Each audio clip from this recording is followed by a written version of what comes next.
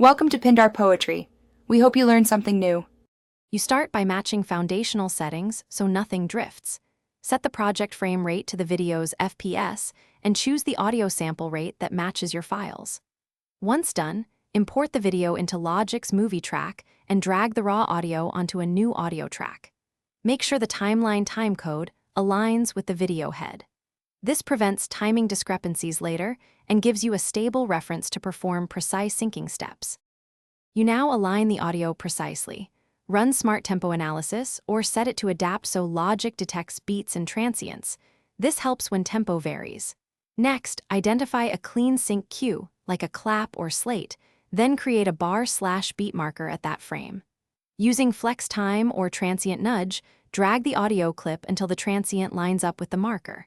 Because smart tempo informs where beats fall, you get micro-adjustment freedom without breaking audio quality. You finish by locking the edit. Once the visual cue and audio transient match, bounce or export a consolidated sync track to prevent accidental shifts. If you still see drift, double-check sample rate and frame rate mismatches between files and project. Those are the usual culprits.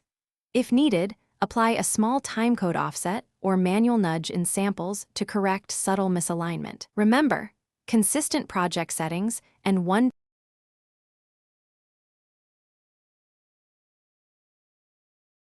Thanks for watching. Consider subscribing if we helped you.